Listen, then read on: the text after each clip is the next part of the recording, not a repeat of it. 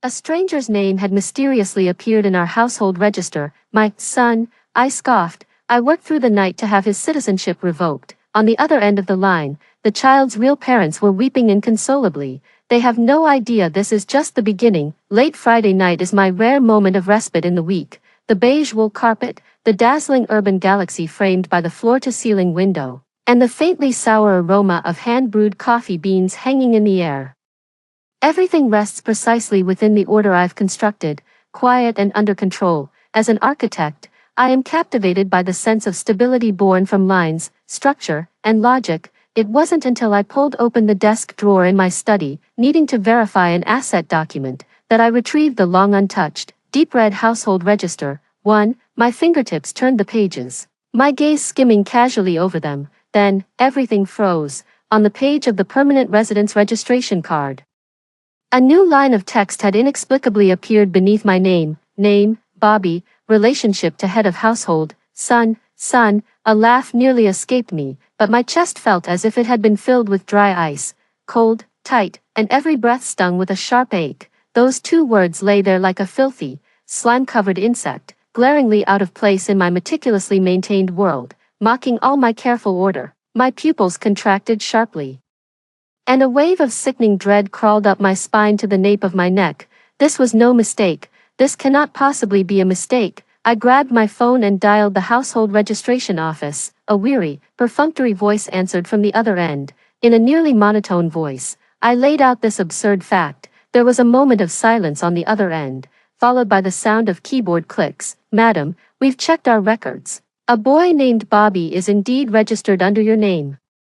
All the paperwork is in order, so we cannot unilaterally cancel the registration from our end. Paperwork in order. My voice turned icy. I am 32, single, not even a boyfriend. So, where exactly did this son of mine spring from? Thin air. Well, we can only go by the official documentation. Madam, if you have a dispute, you are welcome to pursue legal channels. The person on the other end began to dodge the issue, their tone dripping with impatient bureaucracy.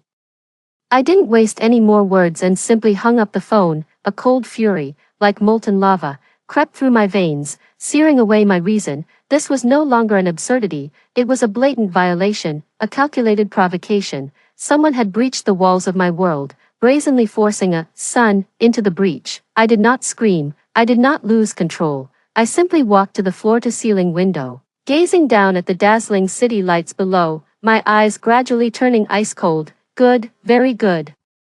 Since you all love to play games, I'll play along with you to the very end.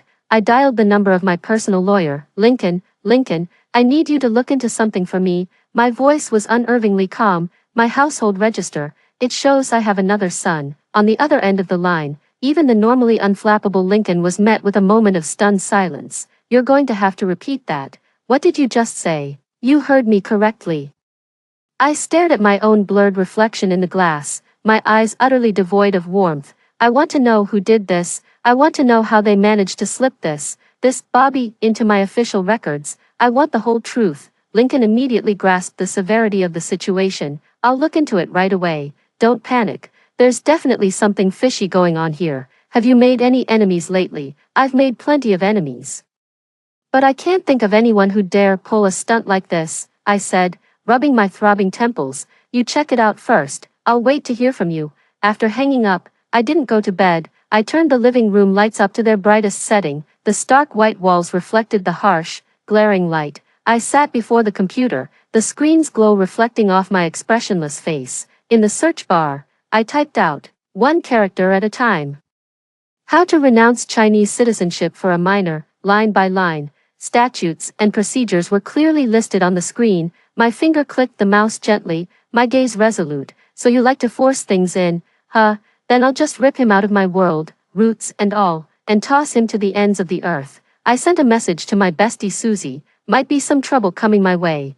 If you see any negative news about me, don't believe it. And don't panic, Susie replied almost instantly.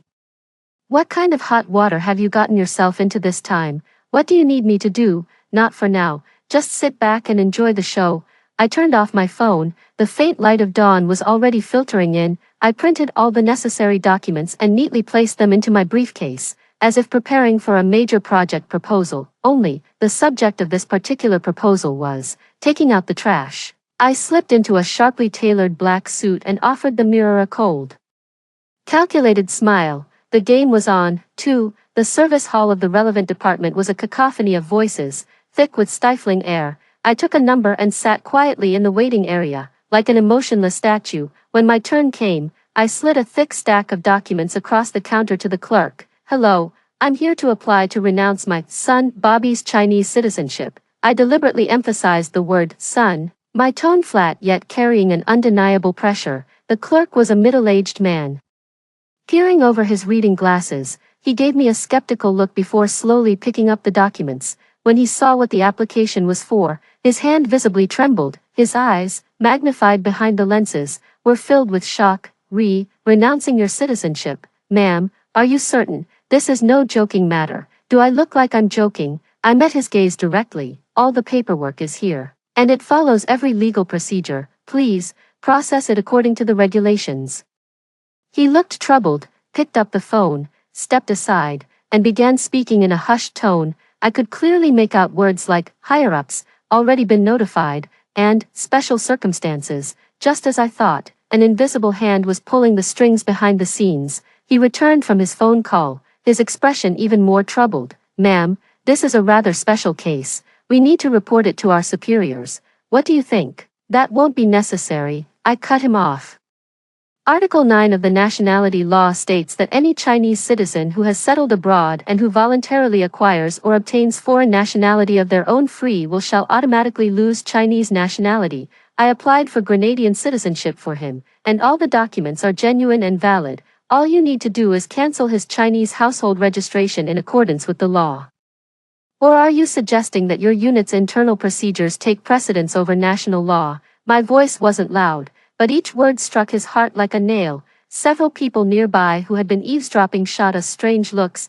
Fine beads of sweat broke out on his forehead. He clearly hadn't anticipated running into a tough nut like me who doesn't play by the rules. I didn't give him any more room to maneuver and directly dialed a number. "Uncle Fong, it's Jane.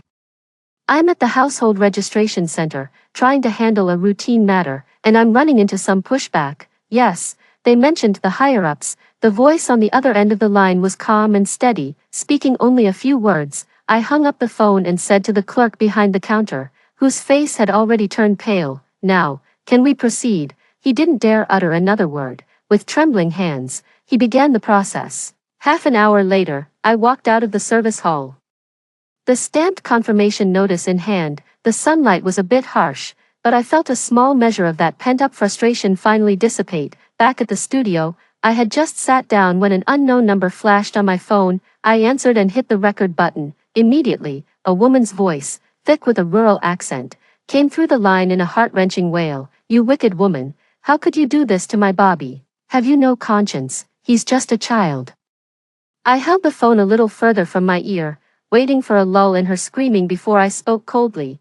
"Who is this? Who am I? I'm Bobby's mother. You butcher. You renounced his citizenship. You've ruined his entire life." "Oh, Mrs. Lee, is it?" I let out a light chuckle. "Since you're his mother, perhaps you can explain why your son is listed on my household register, with the relationship marked as son." The sobbing on the other end of the line hitched, then became hesitant and faltering. I don't know. It was arranged by the higher-ups. They said it was for the child's own good." "Who are the higher-ups?" I pressed. I can't say. You heartless woman, you'll get what's coming to you." She launched into another round of sobbing and cursing. Her words were a jumbled mess, but they kept circling back to the same few accusations of me being ruthless and cruel. That crying is so fake. It felt less like grief and more like a performance, tinged with guilt. I couldn't be bothered to listen to her noise any longer, so I just hung up. The phrase, "arranged from above," acted like a key, unlocking a whole new set of questions. Almost simultaneously, Lincoln's lawyer called. "Jane,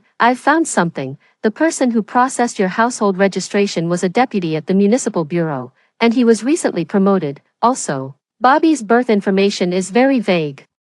The hospital listed is a private clinic that's been shut down for years, making it impossible to verify." "I see," I said, tapping my fingers lightly on the desk. the public opinion war is about to begin. No sooner had I spoken than a WeChat message from Susie popped up, with a link attached. Shocking scandal. Renowned architect Jane exposed as heartless birth mother, allegedly abandoned her own child to marry into wealth. The article vividly recounts a sensational soap opera-style story of a successful woman abandoning her humble beginnings and her own flesh and blood. It was accompanied by a few blurry photos of me entering upscale clubs and a heavily pixelated family portrait of 3. The woman in that portrait bore an uncanny resemblance to my figure. Susie's voice message came right after, her tone frantic with worry. Jane, these people are playing dirty. I've already got the team working on it. Whatever you do, don't act impulsively and don't respond. As I read that slanderous screed that twisted black into white,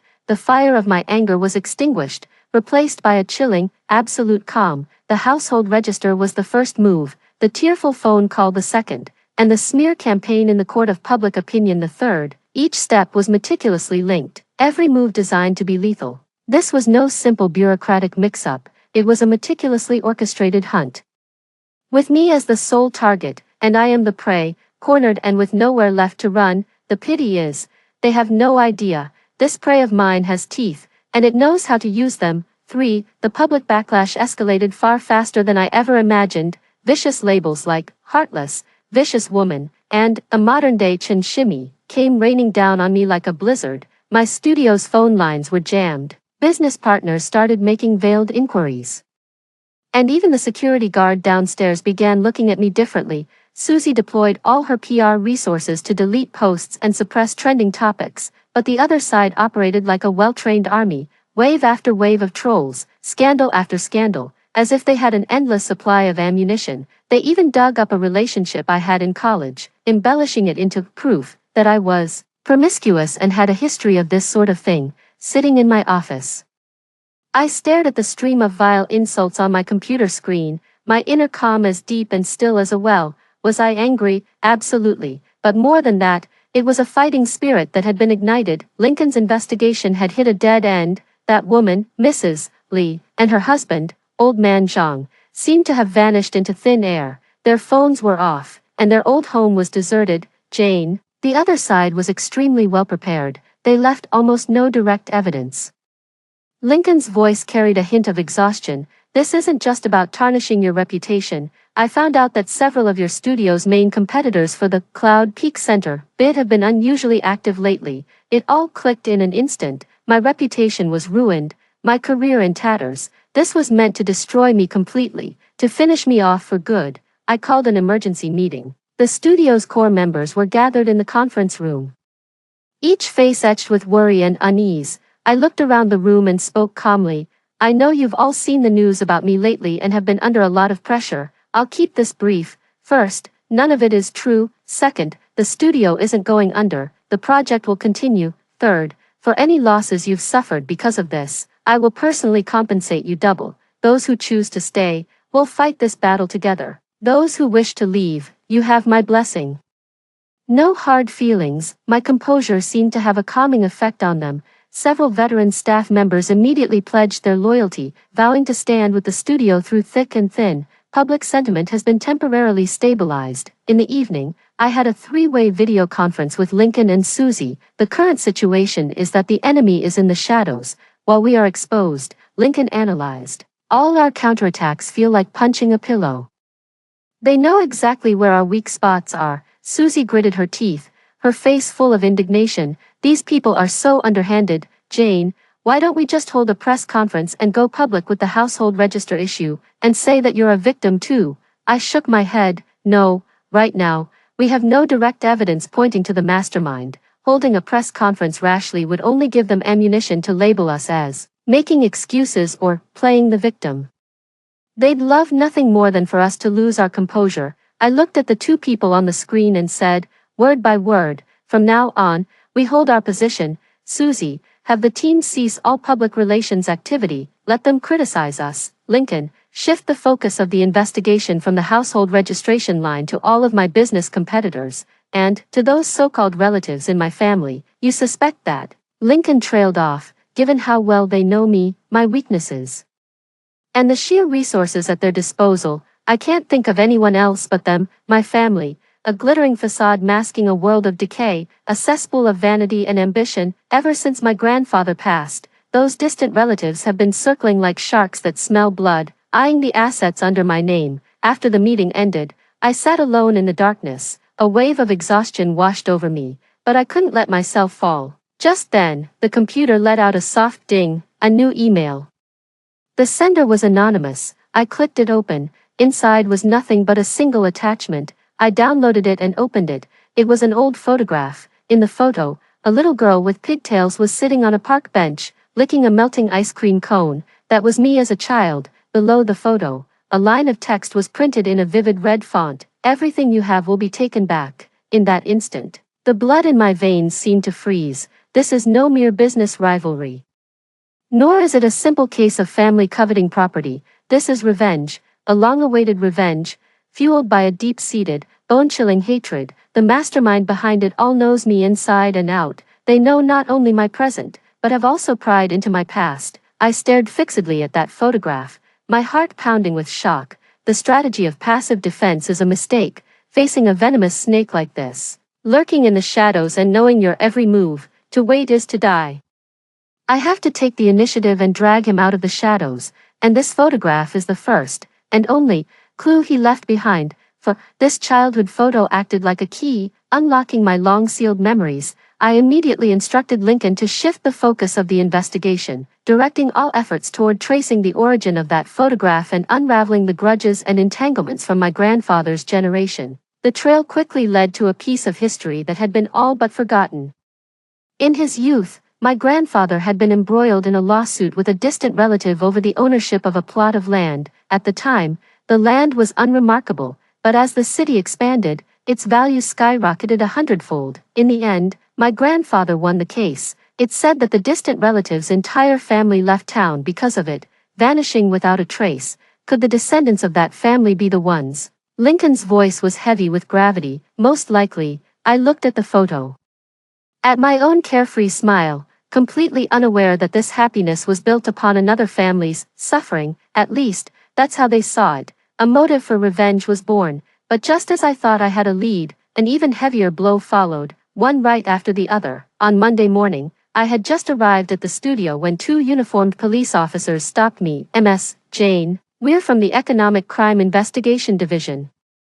You are suspected of involvement in a major money laundering case and need to come with us to assist in the investigation. Money laundering. My mind went blank with a ringing sound. For a moment, I thought I must have misheard. Then, my phone buzzed with a notification from the bank. Every single one of my personal and business accounts had been frozen by court order, almost simultaneously. Our studio's partners sent emails terminating their collaborations, and just like that, the public storm erupted. The viper-hearted female architect had now earned herself another label, financial criminal. A wave of panic swept through the studio. My employees' eyes were filled with nothing but fear and suspicion. I was escorted into a police car. Through the car window, I saw Susie frantically pounding on the door, her face contorted with rage and worry. In the interrogation room, I felt truly surrounded for the first time. The cold metal chair, the harsh glare of the fluorescent light, and across from me, two utterly expressionless faces. The evidence they presented was a series of seemingly complete financial transaction records. Every single trail ultimately led back to one of my overseas accounts. I had opened that account years ago for an overseas project and hadn't touched it in a very long time. Now, it has become a knife turned against me. I have no way to defend myself. Lincoln exhausted every possible avenue on the outside. But the opposing side's chain of evidence was airtight. He could only secure me limited visitation time. Jane, it's a trap, a perfect trap. For the first time, a look of defeat appeared on Lincoln's face. They anticipated your every move, even exploiting the vulnerability in your overseas account. I sat on the cold chair, silent and still. Then came even worse news. Susie told me that Mrs. Lee and old man Zhang had suddenly appeared, weeping before the media and claiming that I had not only abandoned the child but had also threatened to use money to take their flesh and blood from them. They even produced an edited recording where my voice, cold and detached, said to them, "Name your price. How much will it take to make you go away?" That was a conversation I had with a material supplier who was blackmailing me. They've taken it out of context and planted it here. Now I see the whole picture. Their goal was never about the money, nor was it some act of revenge. What they're after is my life. They want to ruin me, see me behind bars, with no hope of ever recovering. The interrogation room lights were blinding, making my eyes ache. I closed my eyes, and an unprecedented wave of despair and helplessness washed over me. It seemed like every possible path was blocked. I was trapped at the very center of an intricately woven, enormous spider's web. Forced to watch helplessly as I was slowly consumed. At that very moment, my grandfather's face suddenly surfaced in my mind. He was a stubborn and tough old man who built his life from nothing in his youth, weathering countless storms. He once told me, "Jane, remember, a person can be knocked down, but they must never be broken. As long as you're still on your feet, no one can pronounce you dead." Those eyes, weathered by time yet still piercingly sharp, seemed to gaze back at me, cutting straight through the fabric of time and space. My eyes snapped open. The light in the interrogation room didn't seem so harsh anymore. That's right, I can't give in. This is just the deepest darkness before the dawn. They thought this was the end, the final defeat, but for me, this is where my counterattack begins. 5. I've been released on bail. The price was Lincoln calling in every favor from his 20-year career, and putting up one of my unfrozen properties as collateral. The moment I stepped out of the police station, the sunlight hit my face, but held no warmth. Reporters swarmed the entrance like a pack of rabid animals, their camera flashes and microphones practically jabbing into my face. "Ms. Jane, how do you respond to the money laundering allegations? Is it true you abandoned your own son to marry into a wealthy family? I heard your studio is on the verge of bankruptcy. Is that true?" My face expressionless, I squeezed into the car under the escort of Lincoln and Susie, and sped away. I returned to the empty studio, a complete mess, with several key employees having already handed in their resignations. Shattered, this kingdom I built with my own hands now lies like a plundered ruin. I did not shed a single tear. I simply walked to my desk, sat down, my gaze unervingly calm. That night, the three of us held a secret meeting at my place. The atmosphere was unbearably tense. "The situation is extremely unfavorable for us," Lincoln said, his voice hoarse. "The evidence in the money laundering case is airtight. It'll be nearly impossible to overturn. In the court of public opinion, we're already nailed to the pillory." Susie's eyes were bloodshot as she slammed her fist into the couch. I could tear that oldly couple apart, and that bastard pulling the strings behind them. I remained silent, waiting until they had all finished speaking before I slowly began. "They think the Bobby card has been played out," I said, my voice quiet yet carrying a metallic edge. "But they're wrong. It's my turn to play that card now." Lincoln and Susie were stunned, staring at me in confusion. I laid out an incredibly bold, even downright insane, plan. "Lincoln, use every resource at your disposal. I need to know Bobby's true origins. There's no way he's the biological child of Mr. and Mrs. Lee. I must find his real parents. Susie, I need you to reach out to someone for me, a hacker I once helped, someone who operates in the gray areas." "Jane, have you lost your mind?" Susie cried out. "You want to get involved with that now? Of all times, what if?" "There are no what ifs," I cut her off. "They used illegal means to back me into a corner. I'll repay them in their own coin, tenfold. I'm already in hell. What more is there to fear?" There was a resolve and madness in my eyes that they had never seen before. Lincoln was silent for a long time.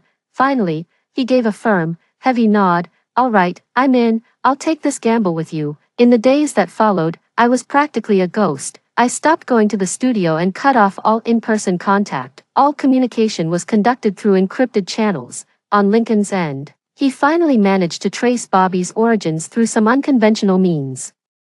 He wasn't the biological child of Mr. and Mrs. Lee at all, but a child who had been abducted in a neighboring city a year ago. His records had been expertly falsified to make him appear as the Lee's natural-born son. My hands were trembling when I finally held the real file. It wasn't anger, but the thrill of finding a breakthrough. I immediately had Lincoln get in touch with Bobby's biological parents. They were an ordinary couple from the countryside, who had exhausted their life savings searching for their child and were worn to a shadow. When they saw the photo of Bobby I sent over the video call, the mother completely broke down, weeping with a grief that seemed to tear her apart. "That's my Michael, that's my boy." Even through the screen, I could feel the overwhelming, bittersweet storm of emotions. the profound joy of recovery mixed with the agony of loss. They were willing to do anything I asked, whatever it took to get their child back. Meanwhile, Susie had also made contact with the hacker. I sent him everything, the anonymous email and the so-called money laundering fund flow trail the police had presented. I had only one demand: find the source, find the mastermind behind it all. Like a hunter lying in wait in the shadows, I patiently set my trap. I had Susie's team start discreetly seeding the internet with whispers about the billionaire money laundering case being full of holes, and that the real victims might be someone else entirely. Through Lincoln's channels, I also anonymously sent the true story of Bobby's abduction, along with heartbreaking footage of his desperate parents searching for him, to a few reputable media outlets known for their in-depth investigative work. Every step felt like walking on a knife's edge. Every single step could lead to utter ruin, but I had no way back. Since they pushed me off the cliff, I'll dig them an even deeper grave at the bottom. 6. What ignited the public outcry wasn't me, but an in-depth report titled "The Manufactured Orphan, a Trafficked Child's Long Road Home." The report, told from the perspective of Bobby's biological parents, a simple, hard-working rural couple, details their heart-wrenching, year-long search for their son and how they discovered he had been presented to the world as the illegitimate child of the renowned architect Jane. The article did not directly attack me. In fact, it adopted a tone of sympathy toward me, suggesting that I, too, was a victim of this conspiracy. Yet all the accusations were pointedly directed at the pair of fake parents, Mrs. Lee and Old Man Zhang. A single stone can start 1,000 ripples. Public outrage instantly shifted from vilifying me, the so-called heartless birth mother, to a torrent of fury directed at the traffickers and the masterminds behind them. My God, this is stranger than fiction. Those two old monsters are absolute beasts. They'd do anything for money. I always said Jane wasn't that kind of person, so there was a huge conspiracy behind it all. Public opinion did a complete 180 overnight. Mrs. Lee and Old Man Zhang went from being victims who garnered sympathy to public enemies that everyone wanted to see punished. The police swiftly intervened and summoned the pair for questioning. Under immense social pressure and police interrogation, the rural couple, whose judgment had been clouded by greed, quickly saw their psychological defenses crumble. They gave up the person who put them up to it. It was Mr. Marcus who told us to do it. He said he'd give us $500,000 once the job was done. Marcus, that name had finally surfaced. My distant cousin, that hypocrite who has been seething with jealousy and resentment towards me since childhood, yet always wears a mask of gentle smiles. It was him, just as I thought. Marcus's legal team reacted swiftly, immediately issuing a statement flatly denying all allegations and dismissing them as malicious slander by individuals with ulterior motives. But no one was buying it anymore. Due to the doubts surrounding Bobby's identity, my money laundering case has been put on hold, and the police have begun re-examining all the evidence. Right at that moment, my hacker friend sent me an encrypted file. He did it. Not only did he trace the IP address of the anonymous email, but he pinpointed it to Marcus's company. He also uncovered the true trail of the money laundering funds that were framed on me. After being transferred from my overseas account, the money passed through shell companies in over a dozen countries, and ultimately flowed back into a secret account belonging to Marcus's father-in-law's company. The evidence was irrefutable. I submitted this report, along with the testimonies from Mr. and Mrs. Lee, to both Lincoln and the police. A meticulously woven net was slowly closing in on Marcus. He was starting to get restless. First, he sent people to harass and vandalize my home and studio, trying to intimidate me. I was prepared. All the cameras captured everything. Then, he tried to bribe Lincoln with a large sum of money to drop my defense. Lincoln turned their scheme against them, playing along while secretly recording all of their calls. Marcus thrashed about like a trapped animal, struggling frantically. The more he struggled, the more he exposed his weaknesses. Sitting at home, I watched the torrent of online condemnation Susie had sent about Marcus, a cold smile curling at the corner of my mouth. Marcus, you set up such an elaborate trap, trying to finish me off. Now, it's your turn to experience what it's like to be dragged into the abyss. 7. Marcus was summoned by the police, but he flatly refused to admit it. Leveraging his formidable legal team and the connections he had built over the years, he managed to shift all the blame onto Mr. and Mrs. Lee, claiming he was merely a pawn in their scheme. He was too cunning, leaving behind no direct, incriminating evidence of his orders. Once again, the case seemed to have hit a dead end. I knew I had to deliver the final, decisive blow. I tasked Lincoln with something. To look into a long-buried family archive. A few days later, Lincoln came to me with a yellow document. It was my grandfather's diary from back in the day, along with a record of an oral will that had never been made public. The truth has finally come to light. Marcus's true intentions were far more obsessive and unhinged than I had ever imagined. So, it turns out that back then, my grandfather and Marcus's grandfather had a bitter, protracted feud over that plot of land. Although my grandfather won the lawsuit, he was troubled by guilt. In private, he made a verbal will, promising that upon his passing, he would bequeath 30% of his estate to Marcus's father as compensation. However, this oral will was only known to a few elders within the family and was never formalized into a written document. Later, my grandfather passed away suddenly from an illness, without having had the chance to formally draft a written will, according to the law. As the sole direct heir, I inherited the entire estate. Marcus's father, deeply distressed by this matter, also fell ill and passed away a few years later. Marcus grew up steeped in this resentment, the belief that his family had been wronged and their property unjustly taken. He believes that everything I possess should rightfully have been partly his. He sees me as a thief who stole his family's fortune, so he's going to take it back. He intends to destroy me and reclaim everything he believes is rightfully his. As I looked at that diary, a whirlwind of emotions swept through me. There was shock at Marcus's paranoia, and a weary resignation towards the family's old grudges, but I felt not a shred of guilt. Grandfather's goodwill should never be used as an excuse for his descendants' greed and crimes. I had Lincoln discreetly leak the diary and the background information on the oral will to a trusted financial journalist. This time, the bomb of public opinion detonated in the business world. A man who would stoop to despicable acts like child trafficking and framing others for revenge, all over so-called ancestral grudges, saw his credibility and character instantly crumble. The public gained a new, and far more contemptible, understanding of his motives. Cracks began to appear in Marcus's business empire. His company's stock price plummeted. Longtime business partners distanced themselves from him, and the bank began calling in his loans. He was plunged into an unprecedented crisis. Late at night, I received an email. The sender was Marcus. It contained only one sentence: "Jane, you're ruthless, but don't get too smug. Even if I end up with nothing, I'm taking you down with me."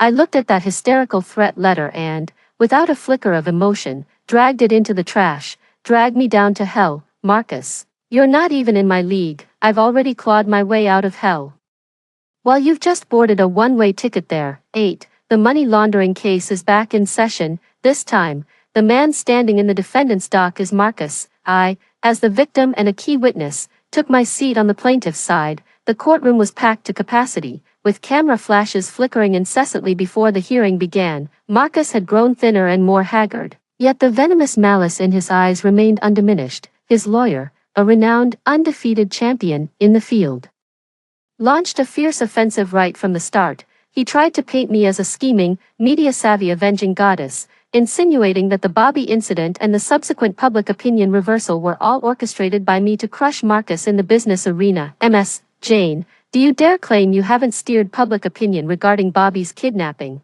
Do you dare deny that you're exploiting the public sympathy to clear your own name? His voice was firm and resonant, each question laden with traps. I looked at him calmly, waiting for him to finish before slowly picking up the microphone. "Counselor, let me ask you this. When a knife is thrust at you, do you choose to sit there and take it, or do you choose to grab the knife and find the person who's holding it?" I didn't answer his question. Instead, I turned it back on him. Everything I did was the lawful self-defense of an ordinary citizen facing illegal harm, in exposing the truth. What wrong have I committed? In your logic, should the victims simply stay silent and allow themselves to be slaughtered? My voice was not loud, yet it carried clearly throughout the entire courtroom. A wave of suppressed agitation rippled through the public gallery. Marcus's lawyer stiffened, clearly taken aback by my sharpness. Next up was Lincoln. He delivered no impassioned speech.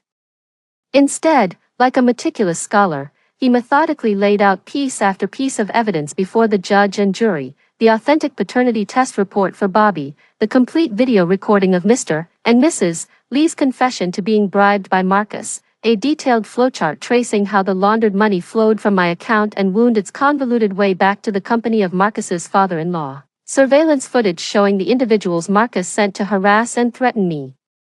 And the complete audio recording of his attempt to bribe Lincoln. Each piece of evidence landed on Marcus like a sledgehammer blow. His face shifted from initial composure to ashen gray, and finally to a deathly pallor. I was called to testify in court. Calmly and without any personal emotion, I recounted the entire sequence of events, from discovering the irregularities in the household register, to receiving the threatening phone call, and finally to being framed. My composure stood in stark contrast to Marcus's escalating loss of control in the defendant's dock. When Lincoln asked him why he had done it, Marcus finally snapped. He shot up from the defendant's stand, pointed a trembling finger in my face, and snarled with a vicious expression, "Why? You're asking me why? Because you and that decrepit old man you call a grandfather are nothing but thieves. You stole everything that was rightfully my family's. Everything you have now should be mine, mine." His hysterical shouts echoed through the solemn, dignified courtroom. A deathly silence fell over the room. With his own words, he confirmed to everyone his paranoia, greed, and madness. The judge slammed the gavel forcefully, ordering him to be silent, and I, looking at his face contorted with jealousy, slowly delivered the final and most devastating blow. "Your Honor, I have one final piece of evidence." I signaled to Lincoln to submit a USB drive. "This is a phone call recording recovered by a friend of mine from Mrs. Lee's old mobile phone. It details, in full, the entire process of how Mr. Marcus instructed them step by step to fabricate evidence, to weep before the media, all in order to frame me." The moment Marcus's familiar, chilling voice played from the recording, "Remember, just say Jane looked down on you for being poor and wanted to take the child. Cry pitifully, the more wretched the better, it'd be best if you could faint." The room erupted in an uproar. Marcus's body went limp, as if all his bones had been removed, and he slumped, defeated, into the chair. His face was ashen, the color of death. He knew it was all over. The judge announced a recess. I watched as Marcus was led away by the bailiffs. As he passed me, his eyes held nothing but a hollow, vacant despair. I feel not a shred of satisfaction. In my heart, there is only a cold, hollow calm. I have won this war, a clean, decisive victory. 9. The final verdict is in. Marcus was sentenced to 20 years in prison, having been found guilty on multiple charges including defamation, false accusation, money laundering, and solicitation of child trafficking. His company, burdened by massive debt and scandal following his imprisonment, quickly declared bankruptcy. His once overbearing father-in-law, implicated in the affair, was also placed under formal investigation. Mrs.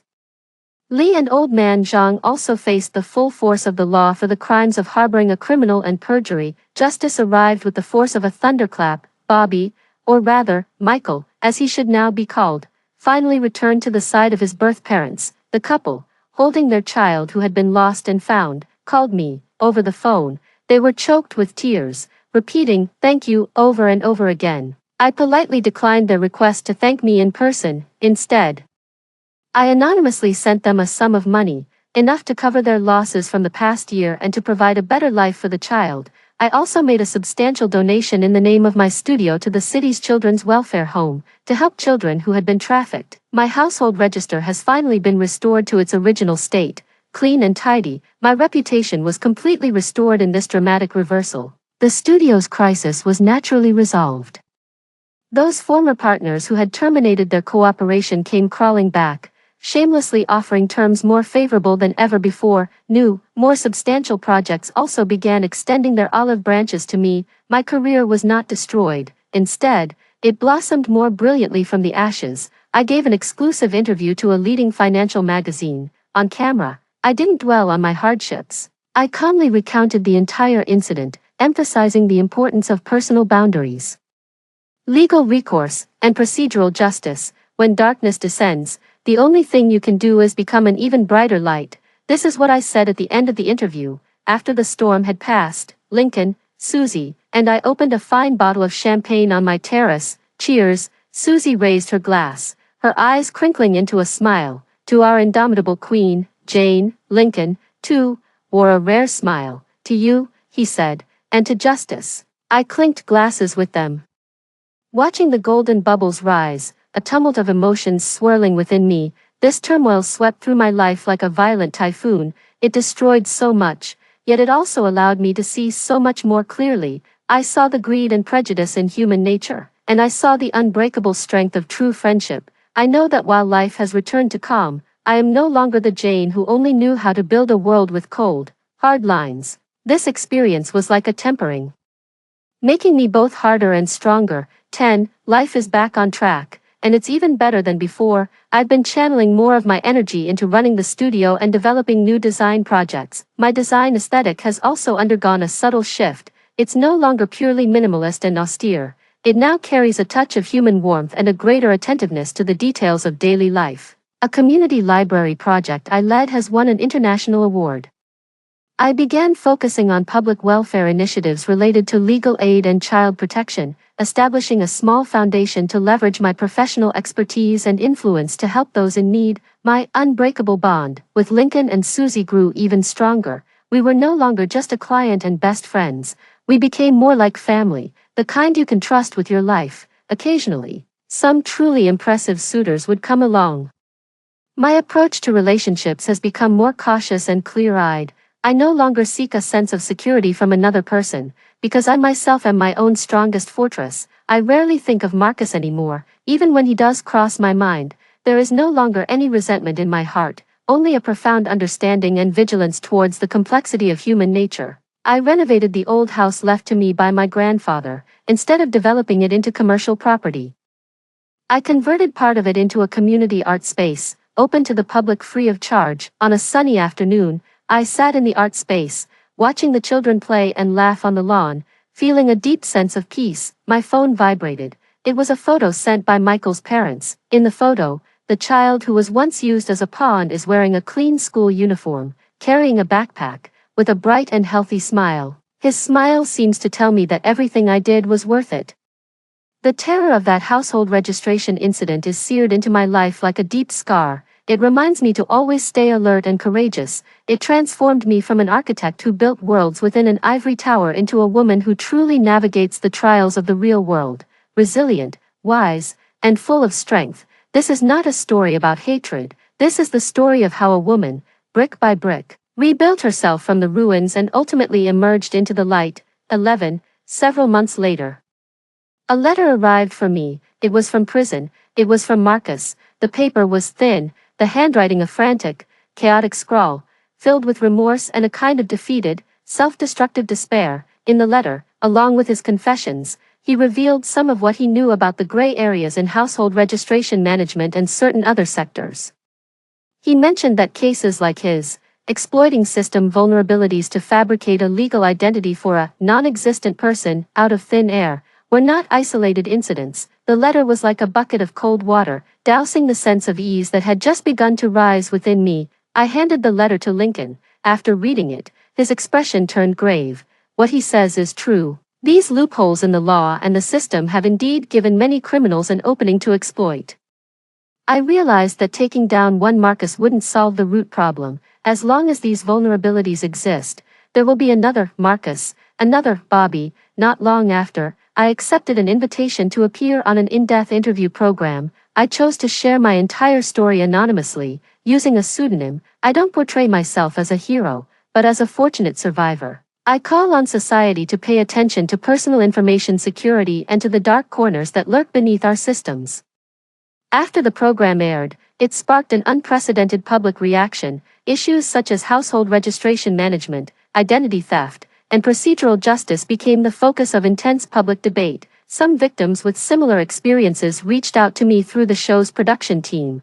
Their stories were even more harrowing and tragic than my own. After discussing it with Lincoln, we decided to transform the small foundation I had previously established into a professional, nonprofit legal aid organization dedicated to helping this type of victim. I realized that my war was far from over. Personal vengeance is merely the first step. The true purpose of my fight is to drive progress in our social systems, so that more people can be spared the fear and helplessness I once endured. My story has evolved from a private grievance into a public issue. I have transformed from a victim into an advocate. This makes me feel that everything I've endured has taken on a deeper, more meaningful value. 12. Spring has arrived, and flowers are in bloom. My studio has secured a major international collaborative project, which requires me to travel to Europe personally for a research trip. Before my departure, I met up with Lincoln and Susie for a quick coffee at the airport cafe. Sunlight streamed in through the massive glass walls. We chatted and laughed as if that heart-stopping turmoil from the past had never happened.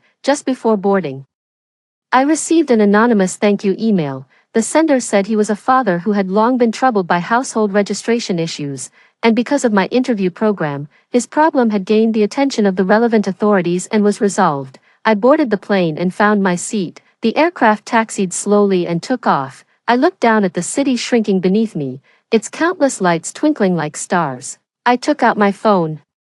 The screen showed a photo Michael's parents had sent a few days earlier, of him at his school's sports day, that little figure, running joyfully down the track. Its innocent smile seemed to tell me that it was all worth it. I turned off my phone and looked out the window. The plane pierced through the clouds, and a boundless expanse of golden light rushed to meet us, a world of light. I know that no matter what storms the future may bring, I can face them with equanimity. For I have learned not only how to protect myself with a suit of armor, but also how to love this world with the softness of my heart. My story is not about the end of hatred, it is the epic of a woman who rebuilt herself from the ruins and ultimately turned to face the sun. The turmoil over the household register has become a unique mark in my life, a constant reminder to stay clear-headed and courageous. I closed my eyes, feeling the smooth, steady flight of the plane.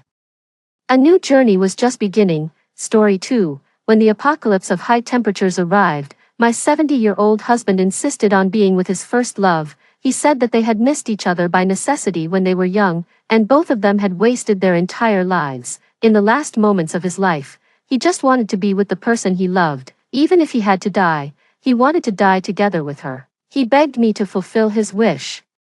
My son also said that his father had a tough life and advised me not to be so selfish and narrow-minded. How ridiculous! My more than 40 years of dedication were seen by them as nothing but a waste of time, selfishness, and narrow-mindedness. Since that's the case, I can't bear these accusations in vain. I turned around and left, searching for a shelter, stockpiling supplies, and building an apocalyptic home. Together with my old girlfriends, after having enough food and drink, I ate watermelon, chatted about gossip, and watched them die of heat. 1. Just entering April. The high-temperature weather above 39 degrees lasted for 2 weeks. People were complaining, it's really hot early this year. However, most of them thought that this was heaven's warning before the arrival of summer, because it has happened in previous years, and just endure it for a few more days, until the temperature suddenly soared to 40 degrees, 42 degrees, 45 degrees, and there was no sign of cooling down. People finally couldn't sit still. In recent years, information has been widely spread, and everyone has heard some rumors about the apocalypse. To some extent, in line with the fine tradition of stockpiling first for safety, the first reaction of many people was to rush to shopping malls and supermarkets to grab goods. As a housewife for most of my life, I was naturally no exception, but when I rushed home, sweating profusely, carrying things that had reached the limit of what my body could bear, as soon as I opened the door, I saw a beautifully dressed old woman sitting on the sofa, holding her hand in an elegant gesture and leisurely sipping tea. My husband, Hugo, was sitting opposite her. At this moment, he was looking at her affectionately, as if admiring a treasure that had been lost and found again. Even my entering the door couldn't draw his attention away. I felt that this woman looked somewhat familiar, but I couldn't remember who she was for a moment, so I coughed twice.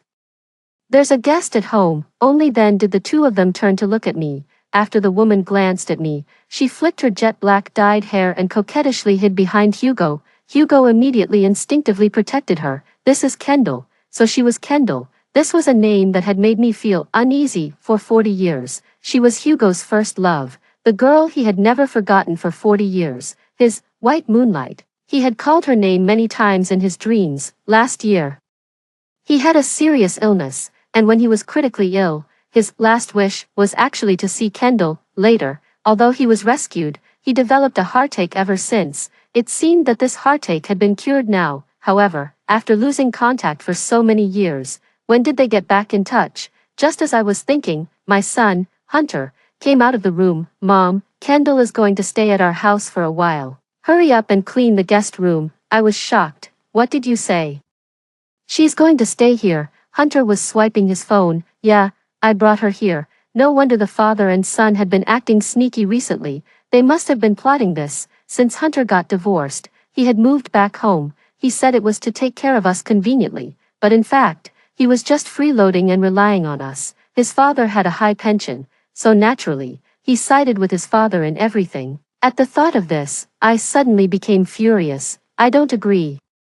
Doesn't she have a home, or children? Why does she want to stay in my house? Do you know what the situation is now? We can't even save ourselves, so why do we need to support one more person? Unexpectedly, as soon as I finished speaking, Kendall suddenly started crying softly. Hugo immediately soothed her and scolded me. Shut up, this is my house, and I can let whoever I want stay here. If you don't like it, get out. Hunter also blamed me beside him. Mom, Kendall has just lost her husband. Your words are too harsh. I didn't know that someone in her family had died.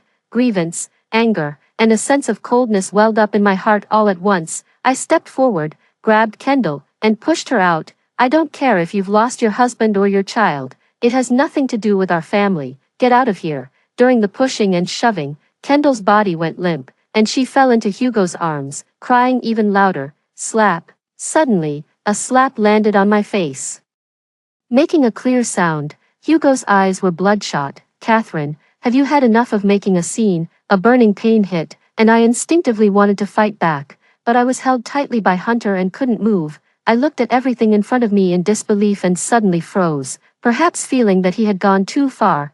Hugo apologized to me again, but every word was about Kendall. Kendall has no children, and she has just lost her husband. Now she has nowhere to go. I felt sorry for her.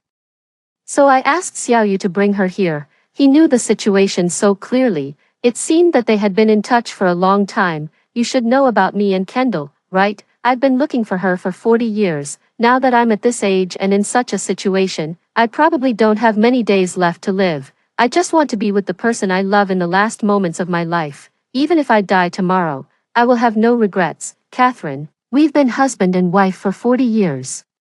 Can you just fulfill our wish, please? As he spoke, he actually started crying. Yeah, Mom, my dad has had a tough life. Don't be so selfish and narrow-minded. Fulfill them. Hunter chimed in at the right time. I looked at the person who had been by my side for 40 years and my own son whom I had dedicated everything to raise. It was clearly a sweltering day, but I couldn't help but shiver. It took me a long time to come back to my senses. Then what about me? What should I do? The father and son said in unison, You can still stay at home. We won't drive you away. I sneered. Stay at home and continue to be your nanny, right? Strangely, in an instant, all the anger, grievance, coldness, and unwillingness seemed to disappear completely. At this moment, there was only one voice in my heart. Leave, get out of here, away from this vicious father and son, and let them fend for themselves. They didn't have many days left to live, but I had worked hard for most of my life. It was finally time for me to enjoy life, and I didn't want to die early with them, too. At this time, the weather forecast on my phone showed that the outdoor temperature was 42 degrees. There were hardly any people outdoors, but everything else was still normal. I closed the door and packed my things as quickly as possible, thinking about my next plan while packing. By the time I finished packing, my plan was also clear. I took out a notebook and made a list of the things I needed to do next.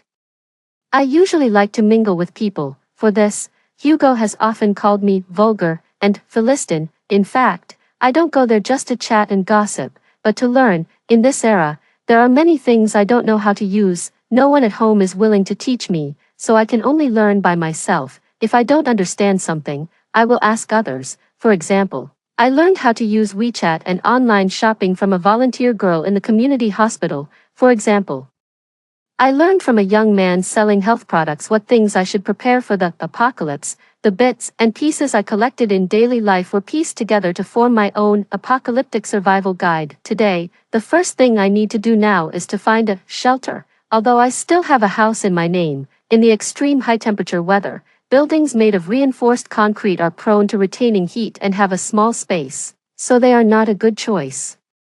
For people born in my era, the first thing that comes to mind is an air raid shelter. I heard that many high-rise buildings now have air raid basements built under them, but public places have too many people and are not suitable. However, I suddenly thought of someone. I picked up my phone and dialed my younger brother Gregory's number. He is engaged in civil air defense projects and has the data of all the underground civil air defense projects in this city in his hands. As soon as I explained it briefly, he understood and quickly sent me an address. It was a newly completed residential community. All the facilities had been deployed, but it had not been handed over yet. The developer happened to be his friend, and he had already made arrangements. We could go there at any time, with complete facilities and few people around. It was simply perfect. Since our parents passed away, my younger brother is the only relative I have in this world. When the apocalypse came, I wanted to go through the difficulties with him, but he politely declined. I understand that they have their own families. And as a married daughter, I am already an outsider.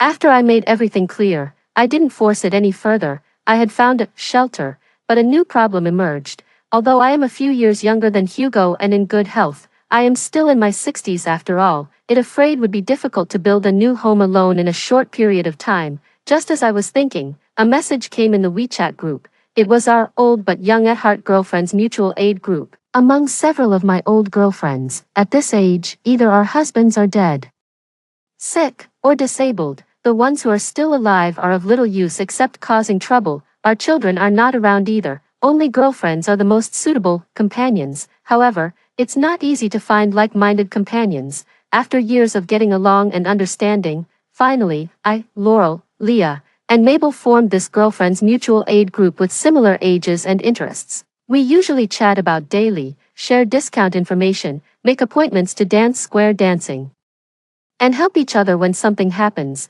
In today's popular terms, we are elderly care partners. Girls, have you all stocked up on your goods? I heard that there are still goods in the supermarket in the east. Should we go and take a look? It was Laurel who spoke. She is the most well-informed person in the group. She is always the first to know where the eggs are cheap and which store is having a discount. The things in the supermarket in the east are expensive. I don't like going there, said Leah. She is the most thrifty person and always pursues cost-effectiveness in everything. I said, Leah, what time is it now? You're still worrying about whether it's expensive or not. It's good enough to be able to buy something. I'm going right away. Mabel is impatient and quick in action. Catherine, what about you? Are you going? Mabel mentioned me in the message. Suddenly, an idea popped into my head. Aren't these the perfect candidates? But I tentatively sent a message and mentioned everyone. Girls, do you want to take refuge together, without men, and without children? 3. After I explained my idea, the group fell silent. We had long talked about the apocalypse and also said that we would continue to be companions. But when it really came to the time of leaving our homes and giving up everything, many people would still hesitate and back down. As expected, Mabel was the first to respond. I'm okay with it. Anyway, I'm alone. And I can go anywhere. Mabel's husband died several years ago, and her son settled abroad. She has been alone for many years, so her personality is naturally free and easy. A few minutes later, Leah replied, I'm in too. I've had enough of living with that old bastard. He was scolding me just now, and my daughter doesn't care about me either. I'll go with you. Laurel didn't reply for a long time. She has the happiest family among us four. Her husband has a good personality, and her children are filial. The whole family is harmonious and happy. She really doesn't need to join our group. I mentioned Mabel and Leah. Okay, time is tight and the task is heavy. Since we've decided, let's not waste any more words and just get started. Okay, Catherine, you're the group leader. Tell us, what should we do? I replied with 8 words. Work together with a division of labor. I sent the list I had made to the group and asked everyone to take on the things they were best at first. Mabel worked in a waterworks before she retired, so she was in charge of the water source problem. Leah's health is not very good, and she needs to take medicine at any time. We all have some minor health problems to some extent. Moreover, after a major disaster, there will definitely be a major epidemic. So daily medications are essential. Leah was in charge of purchasing medications. I was responsible for purchasing all the daily necessities. In addition, according to what the young man said, we also needed a solar generator and some heat insulation materials, but we didn't understand these things, and they were all large items. Hey, wait for me. Are you going to abandon me like this? Laurel finally replied. The 3 of us said, your family is all together and happy. We can't bear to break you up. But she blamed us for not being loyal enough.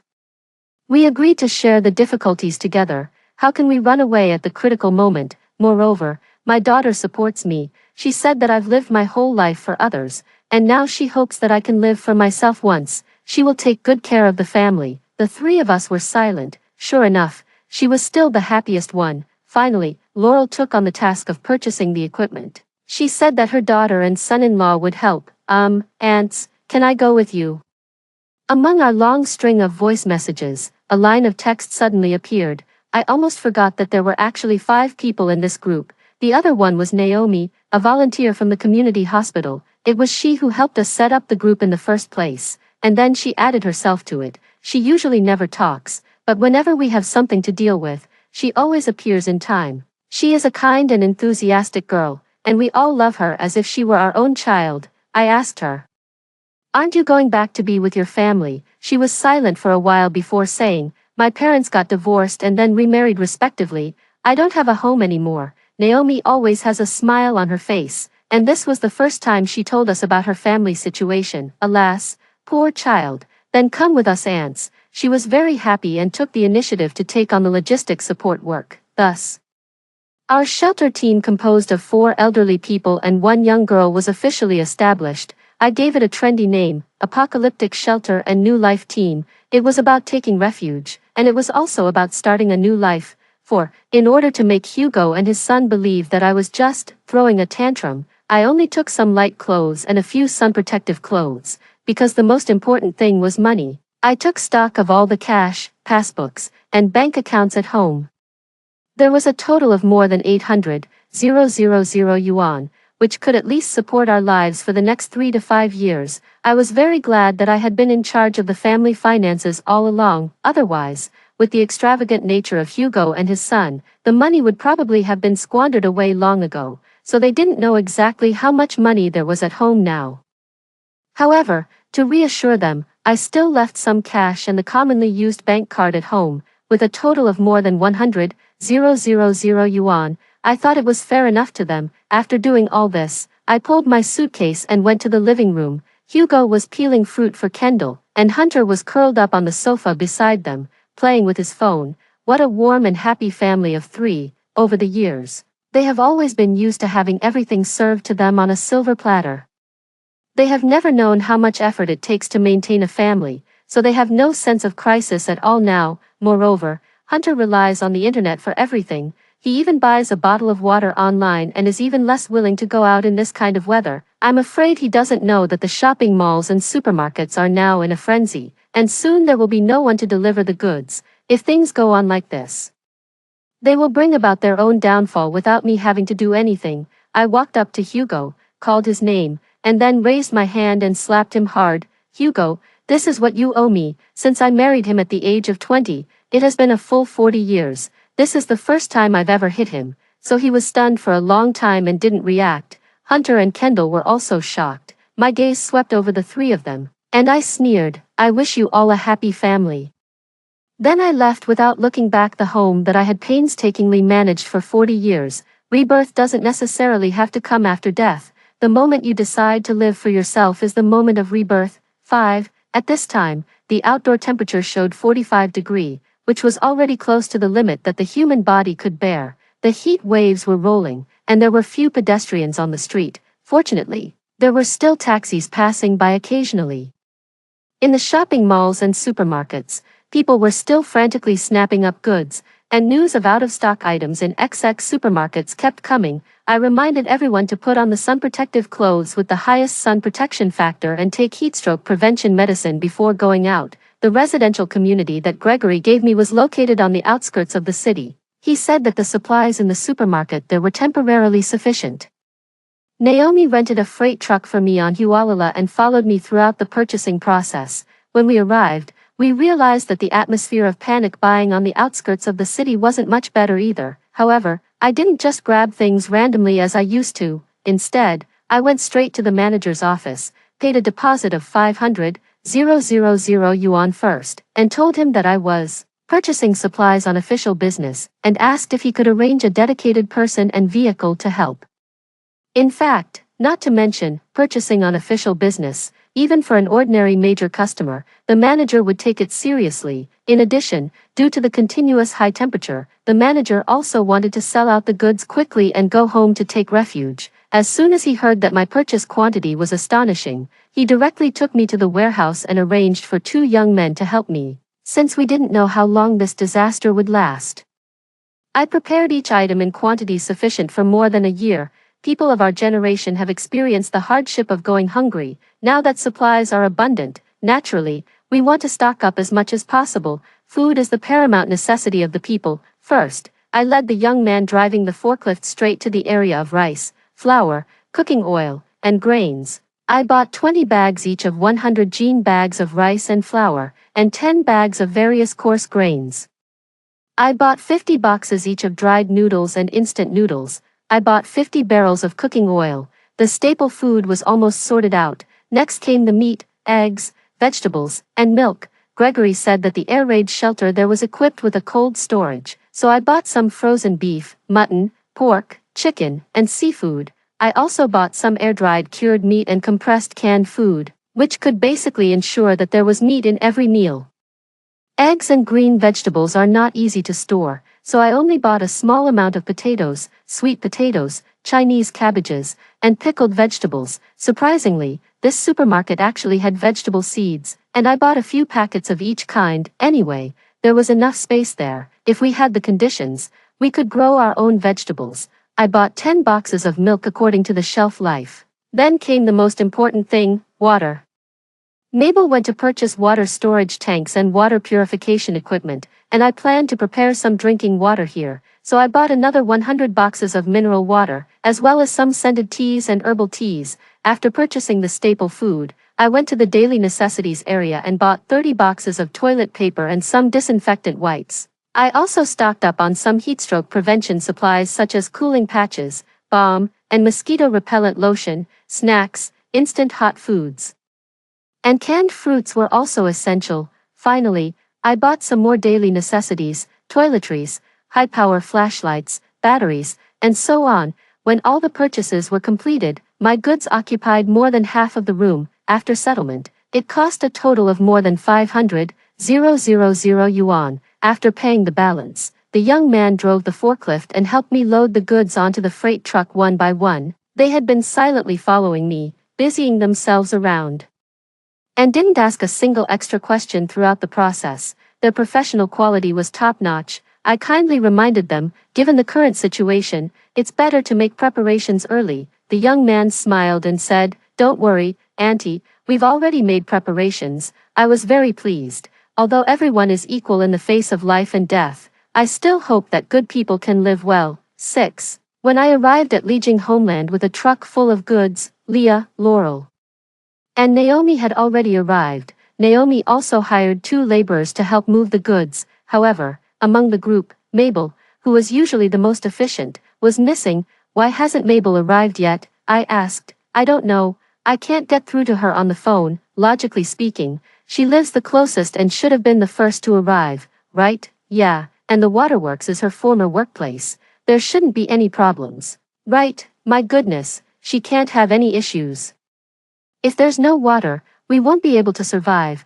Just as we were talking, Mabel called, and her first words gave me a huge shock. "Catherine, something's wrong. I'm in a bit of a situation here." "What's wrong?" "Don't worry. Take your time and tell me." Mabel said that the truck sent by the factory to transport the equipment for her suddenly had a flat tire, and the driver had also fainted from heatstroke.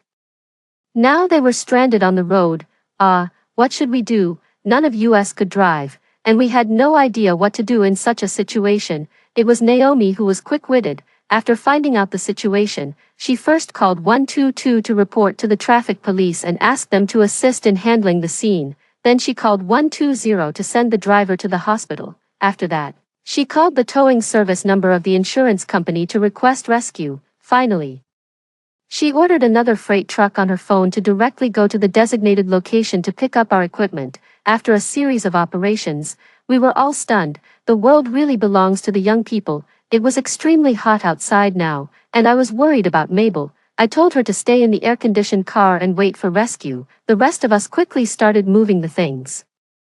Since this was a newly built residential community that hadn't been delivered yet and it was also extremely hot, there was no one around at all, and we got in smoothly. As soon as we reached the entrance of the underground air raid shelter, a burst of coolness rushed towards us instantly. According to the norm, the temperature in the underground air raid shelter was at least 10 to 15 degrees lower than the outdoor temperature. So the temperature here was only around 30 degrees now, for the elderly.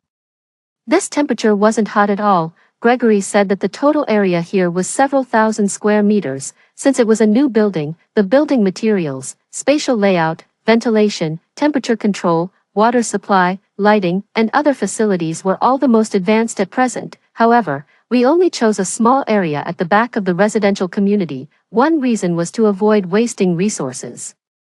And the other was that this location was not only close to the cold storage but also next to the road. In case of an emergency, it would be convenient to evacuate. I gave the freight truck driver a tip of 500 yuan and asked him to help move the goods to the cold storage together with the laborers. Laurel's son-in-law also came to help. First, he installed the solar power generation equipment for us. In this kind of weather, the thing we had the most of was solar energy.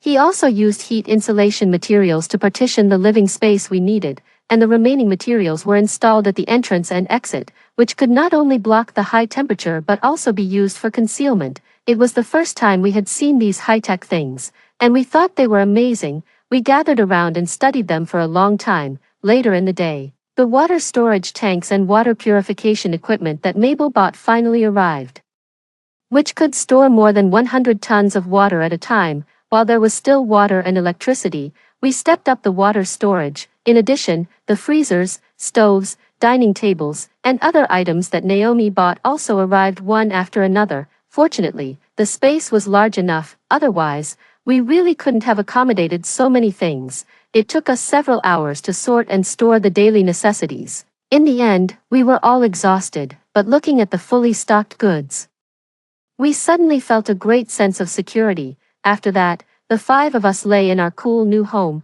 fanning ourselves with palm leaf fans and chatting. It was so comfortable, and I finally had time to look at my phone. Goodness, there were more than a dozen missed calls and many WeChat voice messages, all from Hunter. Some were urging me to go home and cook, some were asking me where this or that thing was placed, some were complaining that I was stingy, and some were threatening me to go back quickly, but not a single word was about caring for me. I ignored them all. However, I was still quite curious about the current state of the family of 3, so I turned on the remote monitoring on my phone. That's right, before I left, I secretly placed a miniature camera at home, which I learned from a private detective who sent advertisements. And the first scene I saw made my blood pressure soar. That shameless Hugo actually took Kendall and slept in my bed. The 2 old people were already on the verge of death, but their hands and feet were still restless. However, after they were all lovey-dovey for a long time, they could only scratch the surface. Finally, Hugo cried again, and he kept mumbling, "It's a pity we met so late, a pity we met so late." I couldn't help it and burst out laughing. When they saw me laughing, they were all curious and crowded around to watch, and then we all burst into thunderous laughter. Naomi stared with big, puzzled eyes. "Aunties, what's so funny? I want to see too." I quickly put away my phone. No, you can't see this. It will corrupt the young girl." The first night passed amidst the joy. Early the next morning, the temperature suddenly soared to 50 degrees, and the real test began. 7. The first news of someone dying from the heat appeared. It was an old man who accidentally fell on the road. His whole body's skin was instantly scalded, and he soon fainted and died. Soon, the 2nd, 3rd, and 4th cases appeared. Then, the hospitals were overwhelmed with patients suffering from heatstroke.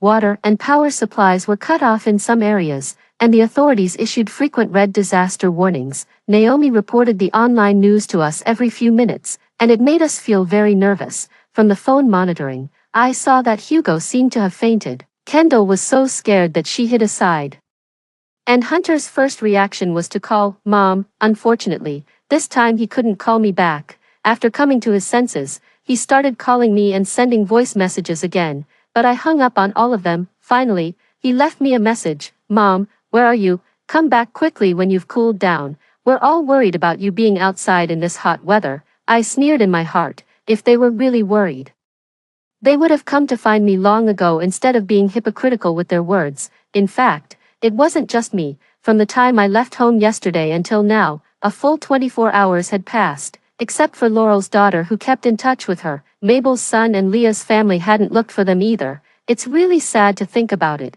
At lunchtime, everyone said that since there was still water and electricity, we should give priority to eating the fresh meat and vegetables. We were all good at cooking, and in a short while, we made a lot of delicious food: stewed pork ribs, steamed fish, braised prawns in oil, stir-fried vegetables, mixed salad, vegetable soup. The table was filled with food. Laurel said, "We should eat well at this time. If we die, we can't be starving ghosts, right?" Mabel also said, "That's for sure. We have to enjoy life every second now." Although each of our families had a lot of problems, we had never lost in terms of our attitude. This is also the reason why, although we are all in our 60s, we are still full of vitality. A good attitude determines a woman's life. Naomi looked envious. "I really envy you. I hope I can be as free and easy as you ants when I'm old, if I can live that long." Her expression suddenly darkened. She was still young, and she had a long future ahead of her, but no one knew if there would really be a future. At this time, the outdoor temperature was approaching 55 degrees. The city was like a huge fireball, extremely hot. As if the metal and stones were melting, Naomi continued to read the news to us. The city's transportation and material supply had completely collapsed. Except for the residents' daily life, all other electricity and water supplies were suspended, and it wasn't just our city. The whole country, and even the whole world, had fallen into a high-temperature situation. There were news of people dying from the heat everywhere on the internet. With every sentence she read, our hearts tightened. Leah was a bit disheartened. "Our generation has experienced countless natural and man-made disasters, but we've never seen this kind of weather. I don't know if we can still." "Yes, we definitely can." Before she could finish her sentence, we interrupted her. "We Chinese people are the most indomitable. We've overcome so many great disasters, and we will definitely get through this one too." We held hands tightly, both to comfort Leah and to boost our own morale. At a little after 8 o'clock in the evening, the air raid shelter suddenly fell into darkness.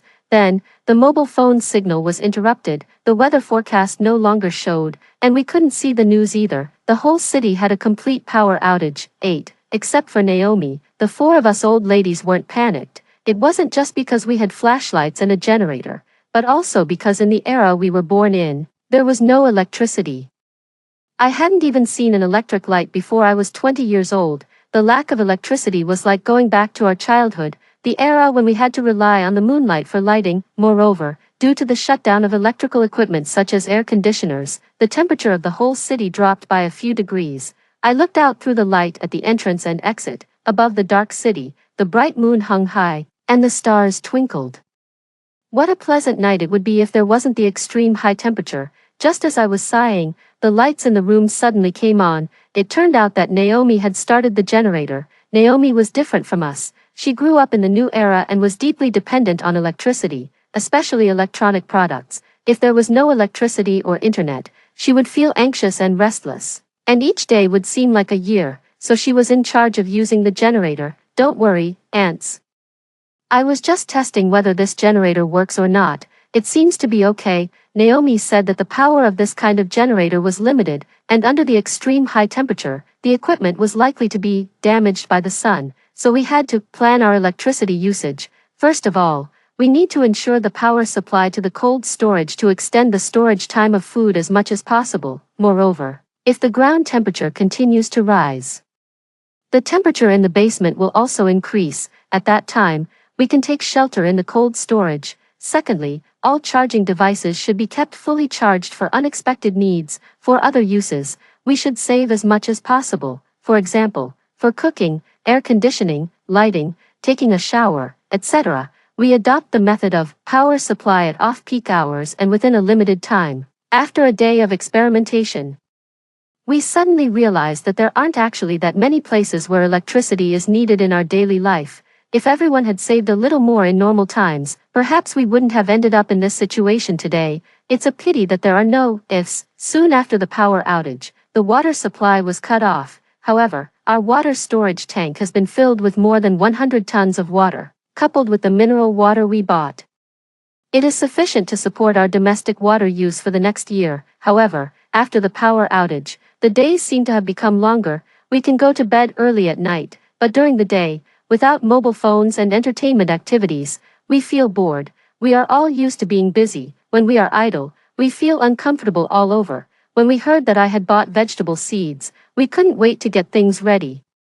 This vegetable planting gene, ingrained in Chinese people, can really take root and sprout wherever they are. Tomatoes, eggplants, cucumbers, bitter gourds, lettuce, mushrooms, etc., are all vegetables suitable for soilless cultivation. We used to plant them on the balcony at home, and now it's as easy as pie for us. So, we set aside a small area near the ventilation opening to make a greenhouse, specifically for growing vegetables. This can also just solve the problem of domestic sewage. Killing two birds with one stone. In this kind of weather now, the vegetables will grow very fast. In a few days, we will be able to eat fresh vegetables. With something to do, the days are not so boring anymore. Every day we work at sunrise and rest at sunset, and in such an environment, it feels a bit like living in a paradise. Before we knew it, a week passed. The temperature is still rising. The pointer on the thermometer placed outdoors has already pointed to 60 degrees. And the temperature in the basement has also risen above 40 degrees. The rechargeable fan is no longer effective, and we can only turn on the air conditioner. However, as soon as the air conditioner is turned on, the cold storage loses power. This small generator simply can't bear such a large load. After weighing the options, we can only give up using the air conditioner. Naomi is young and afraid of the heat, so she hides in the cold storage. The rest of us old folks can still hold on. I wonder what it's like outside now. Laurel asked the question that everyone wanted to know. Since the power outage, the mobile phones still had intermittent signals in the first 2 days. Laurel's daughter told us that there is now a panic outside, with the supply of materials cut off, life at a standstill, and news of people dying from the heat everywhere. There are also many people who, unable to bear the extreme heat, are looting supplies, committing suicide, killing others, and fighting each other. In short, it's in complete chaos. She told us, be sure to hide well and never come out. In the following days, there was no mobile phone signal at all, and we completely lost contact with the outside world. The last time I saw the monitoring of my home, Hunter and Hugo were arguing. Probably the supplies I left for them had been exhausted, and they were completely panicked and began to regret making me leave in anger. The father and son blamed each other for angering me. After arguing back and forth, they finally found out who the culprit was. However, Kendall just pretended to cry softly, but this time, neither Hugo nor his son went to comfort her. It turns out that in the face of a real test of survival, true love can be worthless, right? Just as we were worried, Mabel suddenly blurted out, "Oh, I just remembered something. Wait a moment, everyone." She rummaged through her suitcase for a long time and took out something. 9. It looked like an old radio. Mabel said, "My son brought this back from abroad. He said this is called an emergency radio and can be used in extreme situations. I don't know if it's true or not." I remembered, this is just like the radio we had when we were kids. I heard that they used this for communication during wars. Everyone took a look and nodded one after another. Then let's try it quickly. Naomi picked up the radio and slowly tuned the channel. Unfortunately, apart from the hissing sound of the current, there was no other sound. Maybe the authorities can't manage it anymore. This kind of natural disaster is beyond human intervention. Yes, we can only rely on ourselves. Sigh. Everyone sighed in unison. That night, none of us slept well. The temperature outside is still rising, and the basement is showing signs of becoming a sauna room. We had to move to the cold storage, but the cold storage is too cold, so we had to go in alternately. After several tosses, Leah, who is relatively weak, fell ill first. Getting sick is what we are most afraid of, because once we fall ill, there is a high chance that we won't be able to get up again. Fortunately, after Naomi's examination, she found that Leah just had a cold and only needed to take medicine and rest. We heaved a big sigh of relief. However, an even more terrifying thing was about to come. Early the next morning, we were awakened by the heat. When we looked at the thermometer, it was 45 degrees. The basement is already at this temperature, so we can imagine how hot it is outside. Just as we were about to move to the cold storage collectively, we suddenly heard the sound of bang, bang, bang, as if someone was knocking on the civil air defense door outside. Our hearts instantly rose to our throats. Who could it be, apart from Laurel's son-in-law? Only the delivery driver and the two porters know that we are hiding here. But at that time, we specifically inquired and found that their homes are not nearby. Moreover, in this kind of temperature, even if they want to rob us, they probably don't have the strength to do so. Bang, bang, bang. There was another sound. This time, someone finally spoke, but the voice was very weak. Open the door. I know there are people inside. Please, save me. It was the voice of a strange woman. We didn't dare to make a sound even more. The knocking on the door continued, and every time it knocked, our hearts trembled. Help, I won't harm you. I just want a sip of water, please. The voice seemed a bit weak. What should we do? We only dared to ask with lip movements. Laurel pointed at the door. It's a woman. Laurel is usually the most warm-hearted. I understood what she meant. A woman poses less of a threat, and we do have the ability to help her at present. If we don't save her and just watch her die, our conscience really can't stand it. But at this time, the most terrifying thing is human nature. Who knows what her intentions are, and who knows if there are other people lurking behind her? I gestured for everyone to gather together and said in a low voice, no matter who it is, we can't open the door. We don't know what the situation is outside, and we can't take this risk. Everyone thought about it and nodded. Unexpectedly, as soon as I finished speaking, the woman suddenly started cursing. You heartless and selfish trash. Aren't you afraid of retribution for refusing to save a dying person? Open the door quickly. If you don't open the door, I'll go and call everyone nearby. I'll make sure you don't die a good death. She really started shouting loudly. Everyone, come quickly. There are supplies here. A lot of supplies. Well, we almost became the Mr. Dongwa. It was right not to save her. She kept knocking on the door while cursing, and we could only hold our breath and wait quietly.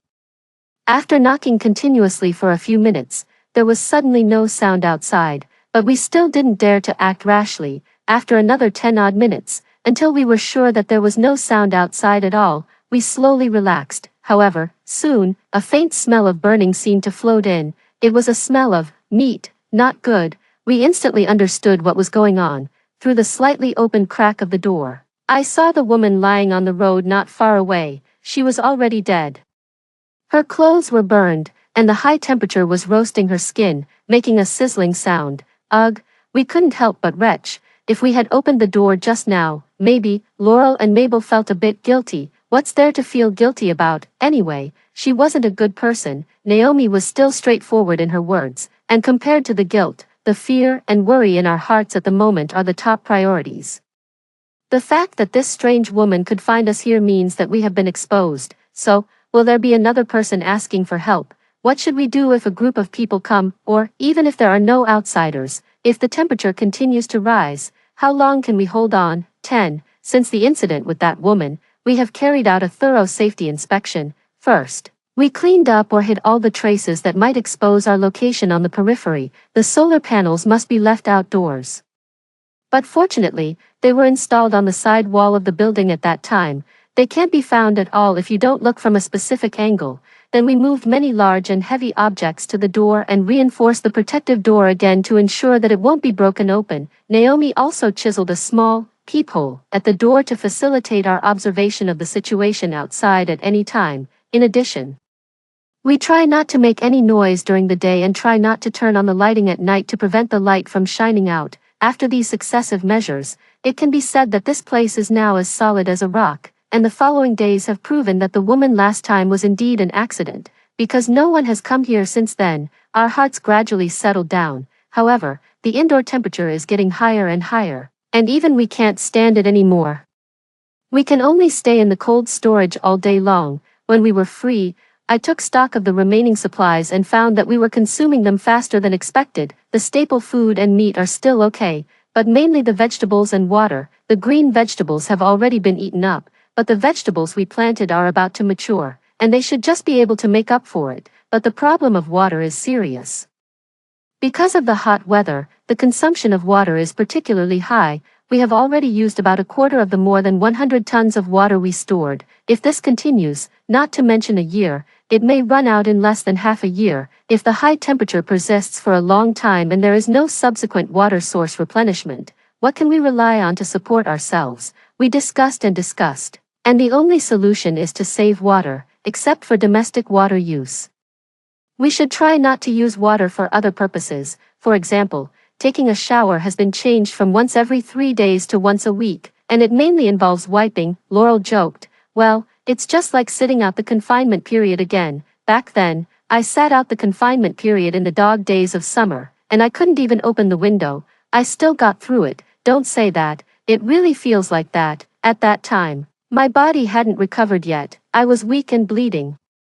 And I had to breastfeed. It was much more uncomfortable than this. This sentence triggered our shared memories, and we suddenly felt that it wasn't so uncomfortable anymore. Naomi grimaced in horror. Aunties, those were bad habits in the past. Doing that now will make you sick. You should sit out the confinement period scientifically. Bang! A dull and loud noise came unexpectedly. The air in the room instantly froze, and everyone's heartbeats seemed to stop. We are all too familiar with this sound. Someone is here again. Who could it be this time? Bang, bang. There was another loud noise, and the floor seemed to be shaking. The heavy civil air defense door had already started to shake slightly. It seems that the people who came this time are very strong, or maybe it's not just one person. Fear pervaded everyone's hearts. The people outside didn't speak, and we didn't dare to act rashly either. However, just in case, we picked up weapons such as hammers, kitchen knives, and electric batons in advance. Then we stood in a row and stared fixedly at the door. Bang, bang, bang. The sound sounded again, accompanied by the heavy impact sound. Everyone's nerves were stretched to the limit. No, this door is too strong. It can't be broken open at all. It was a man's voice. It seems that your information is correct. There are indeed people inside. It was another man's voice. It's over. It seems that we are really exposed this time. Call more people. Hurry up. The man seemed to be giving an order. Then, a familiar voice came. Mom, it's me. Open the door. 11. Mom, it's Xiaoyu. Please open the door quickly. It turned out to be Hunter. How did he find us here? What is he here for? And who are those other people? Doubt, fear, and hesitation all rushed into my mind in an instant. What should I do? Catherine, it's your son Hunter. How about opening the door? Yeah, he shouldn't hurt us, right? Catherine, open the door. We can refuse to save strangers, but he's your own son. Laurel, Mabel, and Leah were all persuading me to open the door, while only Naomi remained silent. She took a look outside through the peephole. There seemed to be more than a dozen people outside, and they are all strong men. Everyone was surprised. More than a dozen. Why are there so many people outside the door? Hunter explained to me. Mom, Dad and Kendall are both dead. The house has become a ruin. I managed to escape. It's impossible to survive outside now. Please save me. It seems that Hugo and Kendall's long-cherished wish of dying together has finally come true. It's just that their deaths were so easy that I still don't feel satisfied. However, how on earth did Hunter know that I'm here? I tracked your phone's location before. It showed that your last location was here, so I came to find you as soon as I escaped. So that's how it is. I never knew that a mobile phone had such a function. After I came out, I met these neighbors in the community. They were also out fleeing the disaster, but now there are no supplies anywhere, and there's nowhere to go, so I brought them here together. We are all neighbors, and I couldn't just watch them die.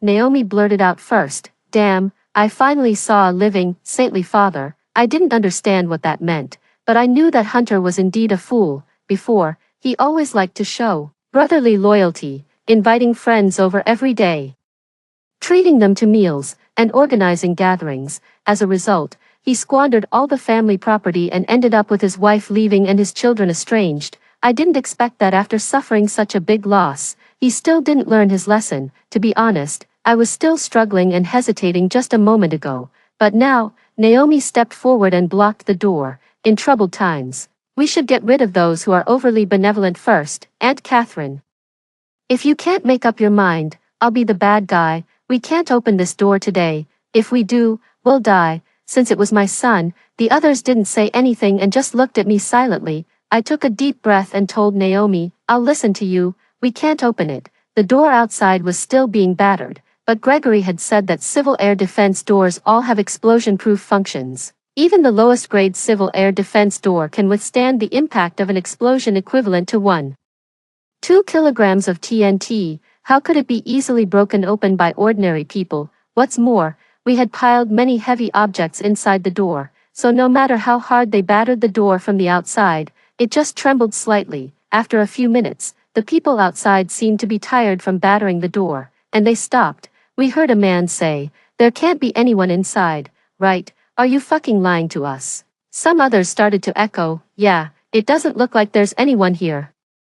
Even if there really are people, this place is like a castle, and we can't break in." "Hunter, did you deliberately deceive us? Do you want to get everyone killed?" Hunter quickly denied it. No, I didn't lie to you all. There are really supplies here, and my mom is indeed here. If you don't believe me, look, this is her last location. Then ask your mom to open the door.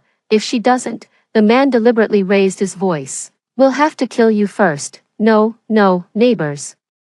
Let's talk things over. I will definitely find a way to get my mom to open the door. He started pounding on the door and howling again. "Mom, I was wrong. I shouldn't have treated you that way before. Now I've completely realized my mistake. Don't worry, I will definitely take good care of you in the future. Please save me, Mom. I'm your own son. Do you really want to watch me die here?" Although I struggled internally, I didn't move a step. Those people quickly lost their patience and firmly believed that Hunter had deliberately tried to harm them. They threatened to kill him to vent their anger. "Catherine, do you want to?" Laurel and the others are soft-hearted people. No, this time, I didn't hesitate. Suddenly, we heard a scream of, "Ah," from outside, and then Hunter fell silent. Later, Naomi said, "He was stabbed to death." You see, human nature is far more terrifying than we can imagine. I felt my eyes go dark, my legs go weak, and I stumbled, almost falling. I was held up by Laurel and the others. "Catherine, are you okay?" "I'm okay." I tried my best to hold myself up and leaned on the peephole. I saw Hunter lying in a pool of blood. He looked so miserable in death. At that moment, I suddenly understood what Naomi meant by saintly father. Fortunately, I didn't act like a saintly mother, otherwise, it would be us who died now. 12. Those people left, and they didn't forget to step on Hunter's body twice before they left. After they completely disappeared, I opened the door and collected Hunter's body. I buried him under the only surviving sand willow tree by the roadside, hoping that he would rest in peace and be a smart and kind person in his next life. After all, he was a part of me. This was the last thing I could do for him. This crisis seemed to have drained all our strength. In the following days, it was surprisingly peaceful. Every day, besides eating and sleeping, we tried to pass the long hours by growing vegetables, reading books, and exercising. In the blink of an eye, 3 months passed, and the solar term came to the dog days of summer.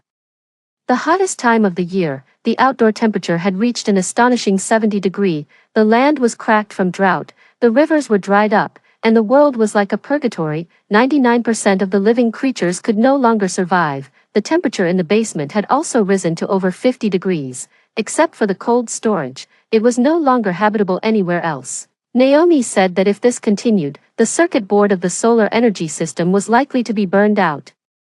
And we needed to make plans in advance. But apart from storing as many ice cubes as possible, what else could we do? If even this underground air raid shelter falls, is there any place on Earth where we can survive? The atmosphere suddenly turned melancholy. No, there is still a place. Naomi suddenly had a gleam in her eyes. I remember a piece of knowledge taught by my geography teacher at school. Due to the sunlight, the ground temperature changes with day and night and seasons.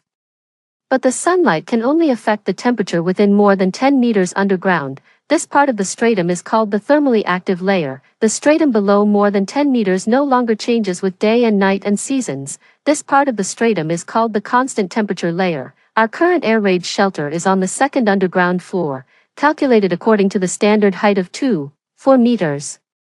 We are at most 5 meters underground and still in the thermally active layer, so of course we will be affected. But what if we are 15 to 20 meters underground? Will we enter the constant temperature layer? Will the high temperature outside no longer affect us? I understood. You mean we keep digging down until we reach the constant temperature layer? Naomi immediately gave a thumbs up. Bingo. Aunt Catherine is so smart. That's exactly what I mean. Then what are we waiting for? Let's start digging. Anyway, we have nothing else to do. Everyone suddenly got energetic. The 4 of us used to live in the countryside when we were young, and digging the ground and opening up wasteland were things we were familiar with. However, after searching around, We only found 2 shovels and a few hammers. Everyone laughed. When will we ever finish digging like this? Laurel has always been optimistic. Just like a mouse digging a hole or the foolish old man moving the mountain. If we dig 1 centimeter every day, we can dig 10 centimeters in 10 days. After thinking about it, I still poured cold water on the idea. Gregory told me that there are many pipelines and optical cable lines laid underground. If we dig rashly and happen to hit some important facilities, the consequences will be unimaginable. The hope that had just been kindled was dashed again, and everyone was even more dejected. I couldn't help but sigh. It would be great if we could get in touch with Gregory. He has the map and knows where we can dig and where we can't. Naomi suddenly clapped her hands. That's right, Aunt Catherine, you reminded me. We can look at the map. There is a topographic map for each layer. We just need to find the corresponding functional areas and avoid them, and we can dig in the other blank areas. After all, young people are quick-witted. Naomi quickly found the topographic map, after analysis and comparison. She circled several blank areas on the map where we could dig. Finally, we selected a small area next to the cold storage as the excavation point and planned to dig a hole that was 2 meters long and 1 meter wide first. If it was successful, we would expand it later. We did what we said. After breakfast that day, we started digging. In the sweltering heat, we worked hard, sweating profusely, and it was as if we had returned to the days when we were young and worked together to earn work points. In fact, we all understood that whether we could dig successfully was not the most important thing. What was important was that we could use this to pass the long and difficult time and give ourselves a little hope. What if we succeeded? We were more capable than we thought. On the first day, we dug more than 50 centimeters. However, we were all exhausted and didn't care about the heat anymore. After dinner, we fell asleep as soon as we lay down, and everyone had a good sleep that night. Sure enough, work makes people happy. In the daily labor, time passed quickly. In the blink of an eye, it was the beginning of autumn, but the high temperature still remained stubbornly high. This high temperature had lasted for a full 4 months, and the hole we dug was already more than 5 meters deep, but we still didn't see any hope. Maybe it will be better in winter. Everyone thought so. However, until the beginning of winter, there was still no sign of the temperature dropping. And everyone was starting to feel overwhelmed. The feeling of despair began to spread. Just at this moment, the cold storage lost power without any warning. The generator was restarted several times, but it didn't work. The circuit board of the solar energy system was completely burned out. 13. It was like pushing over a row of dominoes. Under the high temperature, Leah and Mabel fell ill one after another. High fever, convulsions, and arrhythmia were all typical symptoms of heatstroke. Fortunately, we were well prepared. We had stored ice cubes and sufficient medicine. Under Naomi's guidance, we moved the patients next to the ice cubes and pointed the fan at the ice cubes, so that there would be some cool wind. The ice water after the ice cubes melted could be used to wipe the body to cool down. Supplemented by rehydration and heatstroke prevention medicine, under our careful care, Mabel recovered quickly. However, Leah's high fever persisted, and she even fell into a coma for a while. We were all extremely anxious and kept encouraging her. You must hold on. But apart from that, there didn't seem to be much else we could do. After all, the will to survive has to come from oneself. Others can't force it. What's even more troublesome is that our water storage was running low. There were still 10 boxes of mineral water left, and the water storage tank was almost empty. If this continued, we probably wouldn't be able to hold on for long. For the first time, everyone could sense the breath of death. Even Laurel, who has always been optimistic, couldn't say any words of comfort. In this atmosphere of waiting for death, half a month passed. One day, Mabel accidentally turned on the radio, and unexpectedly, there was sound. It was an official notice. Dear citizens, this is the Emergency Command Center of XX City. Currently, the high temperature is still continuing. However, we solemnly tell you that the underground shelters in our city are being built at an accelerated pace. Please be patient, and there will be good news soon. At the same time, please take good personal protection and wait for rescue with a healthy body and a strong will. Finally, please rest assured that we have never forgotten you. The government will never give up any citizen at any time. This is our promise. After the broadcast ended, we didn't react for a long time. How should I put it? That feeling was very unreal. Sure enough, the government had never given up, and they had been working all along. Leah, did you hear that? We're saved. The government will come to rescue us. you must hold on." I don't know if these words had an effect, but the next day, Leah really had her fever subsided. And the first thing she said when she woke up was, "I want to eat oily flour paste." We all laughed. The oily flour paste meal was a top delicacy in our childhood. At that time, our families were all poor, and oil and white flour could only be eaten during the spring festival. Stir-fry the white flour with oil until it turns golden yellow, let it cool down and divide it into small portions, then add water and salt in a certain proportion, boil it into a paste, and serve it. You can only eat it after a thin skin forms on the surface, because at this time, it has the best taste, fragrant and delicious. If you add a little green vegetables, it's simply a delicacy from heaven. However, now that supplies are abundant, no one regards this kind of food as a delicacy anymore, and we haven't eaten it for many years. Now that Leah mentioned it, it suddenly whetted our appetites. We did what we said. We didn't lack oil or white flour, most importantly. This kind of meal was convenient and saved water. Laurel has good cooking skills, so she took charge of cooking, and we helped her. Soon, several bowls of fragrant oily flour paste were ready. When we tasted it, it really tasted like the one in our childhood. As soon as Leah took a bite, she said with a smile that she was already cured. It was the first time for Naomi to eat this kind of food, and she also found it very fresh and delicious.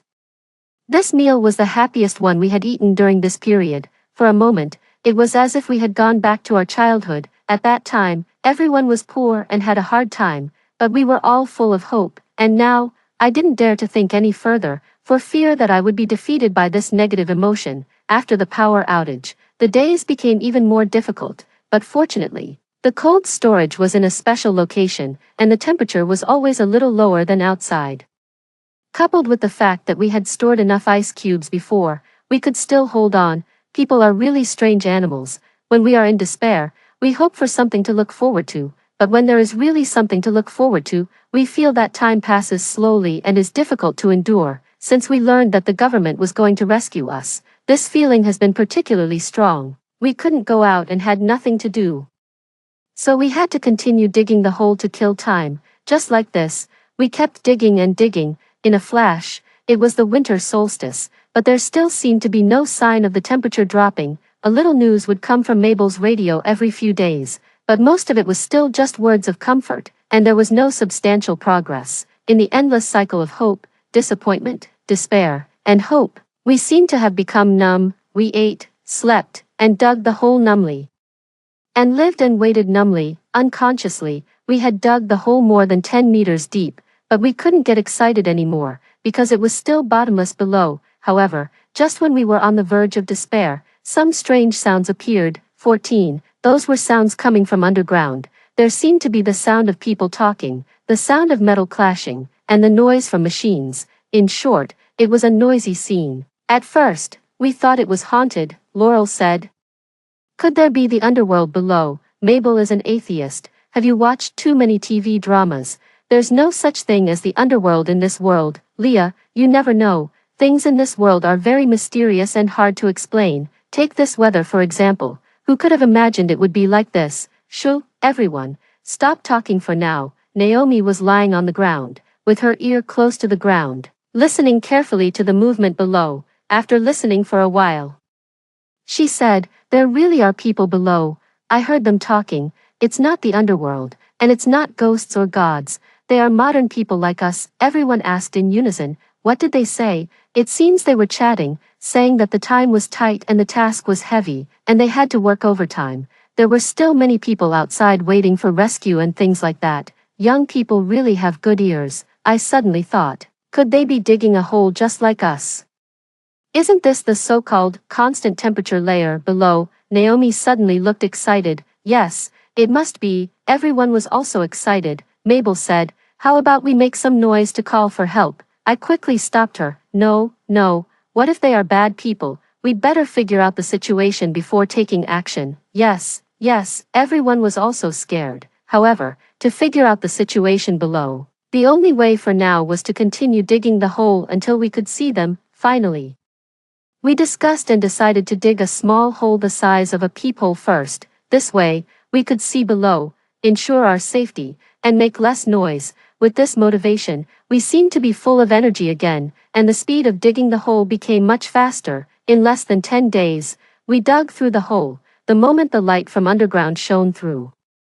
We were so excited that we almost jumped up. Through that small hole, we saw busy workers below, rumbling machines, shuttling commanders, and a huge space that had already taken shape. At the high point of the construction site, there was a bright red flag planted, on which the familiar yellow five-pointed star was printed. It turned out that there was really a shelter being built by the state below, and it seemed that it was almost completed. What should we do? Should we ask for help?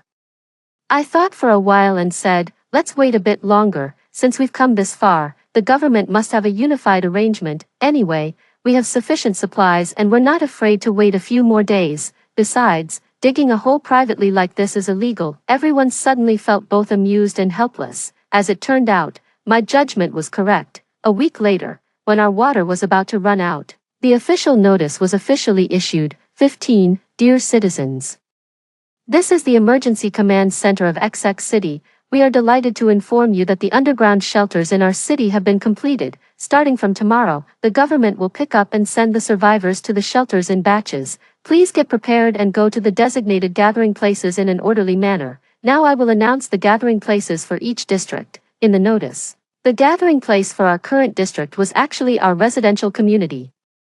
My goodness, is this real? Are we really going to get out? Ouch, it hurts so much. Laurel pinched herself hard and let out a howl. Everyone followed suit, and finally there was a chorus of howls. It's real, we're not dreaming, we're really saved. Catherine, this is great, we're saved. We really have to thank you. If it weren't for your wise decision, we might have gone to see the King of Hell long ago. Yeah, it's all thanks to Catherine for saving us. Everyone hugged me and jumped up and down. I let out a long sigh of relief. Finally, this day had arrived. It had been more than half a year since I brought them out. In these more than 200 days, I hadn't been able to relax for a single day, because on my shoulders rested the safety of 4 lives. I always had a belief in my heart. I must send each of them back safe and sound. Now, seeing that they were all safe and sound, I could finally have a good sleep. Everyone seemed both excited and nervous. We didn't sleep at all that night and kept chatting. Mabel said, I'm afraid it's all in ruins outside now. We definitely can't go back to our homes. Laurel said, I wonder if my old man and our children are still alive. I really miss them these days. Leah said, I've figured it out. It doesn't matter whether they're alive or dead. What matters is that after surviving this disaster, I'm going to live a good life for myself from now on. Catherine, what about you? What are your thoughts? As for me, I just felt that my body became light and airy, and it seemed that there was a cloud under my feet. I wanted to step on it and float up to the sky. Aunt Catherine, what's wrong with you? Wake up, wake up. It seemed to be Naomi's voice, but why was it getting farther and farther away? Catherine, wake up quickly, you mustn't fall asleep. The People's Liberation Army will come to rescue us tomorrow. Is it the People's Liberation Army? I seemed to see them. Rows of military green vehicles were driving towards us from a distance. On each vehicle, a bright red flag was fluttering, on which the familiar yellow 5-pointed star was printed. We were finally saved. 16. When I opened my eyes again, I was lying in a cool and comfortable room. The walls around me were white, and there were people wearing white coats. Is this a hospital? Aunt Catherine, you're finally awake. That's great. Naomi's face appeared in front of me. What happened to me just now? Where is this? Are we saved? Where are Laurel and the others? My series of questions made the doctor laugh. The young doctor smiled and said, Aunt Catherine, please don't be in a hurry, let us explain it to you slowly. It turned out that I had been in a coma for a whole day and night. Early yesterday morning, the rescue vehicles from the government and the army had arrived, and we were all taken here together. This was the underground constant temperature shelter specially built by the government. It was 25 meters below the ground surface and had a constant temperature of 18 degrees all year round. We would never be invaded by the high temperature again. In this shelter, there were all the survivors of our city, totaling more than 10,000 people. Laurel, Mabel, Leah and the others were assigned to different wards according to their respective physical conditions and were receiving comprehensive physical examinations. The doctor said that this was a special arrangement made by the government for us elderly people, because there were less than 500 elderly people who survived this disaster. It was simply a miracle that we could survive. They would do everything they could to protect us as a priority. Hearing this sentence, I had mixed feelings. There was the joy of surviving the disaster, as well as the sadness of the passing of our kind, but in any case, we had overcome ourselves. I slept for a long time that day. After waking up, I drank a large bowl of porridge and immediately felt energetic. In the leisure area, I met many survivors like us. Indeed, most of them were young people and children, after experiencing life and death. The way we looked at each other no longer had any defensiveness or opposition, but was filled with more compassion and warmth. Yes, as long as we are alive, everything else is just floating clouds. 2 days later, Laurel and the others also came out. It had only been a few days since we last saw each other, but it felt as if several centuries had passed. We hugged each other and wept with joy. Good, good, it's great that we're all alive. Being alive is the most important thing. Not only were we all alive, but Laurel's family, under the care of her daughter, was also still alive. Mabel's son had also returned from abroad and was currently working as a volunteer in the shelter. Moreover, he would never leave again and said that he wanted to accompany his mother to spend her old age in peace. Leah's old man had died, and her daughter was missing. There was still no news of her for the time being. Catherine, we're sorry for you.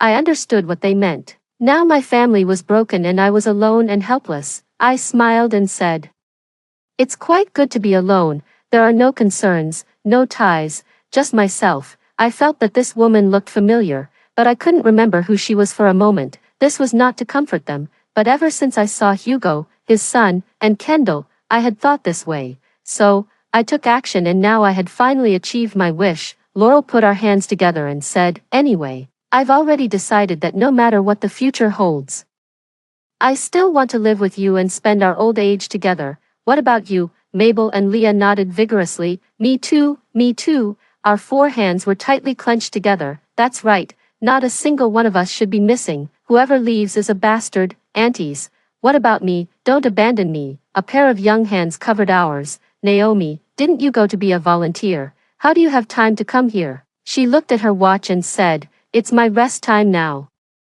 Everyone was even happier. Yes, yes, and you, we can't do without you. Naomi held our hands and shouted loudly like those idol groups on TV. "We are the new life in the shelter team. We share both hardships and blessings. Come on, come on, come on." We were infected by her and also shouted, "Come on, come on, come on." When the other survivors heard it, they also joined in and shouted, "Come on, come on, come on." It seemed that there was a strange force above the entire shelter, supporting everyone to keep moving upward, upward, and upward. On the day of the Lunar New Year, suddenly there was a strong wind, thunder and lightning outside. Moments later, it poured down with rain, and the hot world quickly became chaotic. After this heavy rain, the temperature gradually returned to normal. Northern Hemisphere officially entered winter. Everyone firmly believed that after winter, the world would soon be filled with blooming flowers and the revival of all things.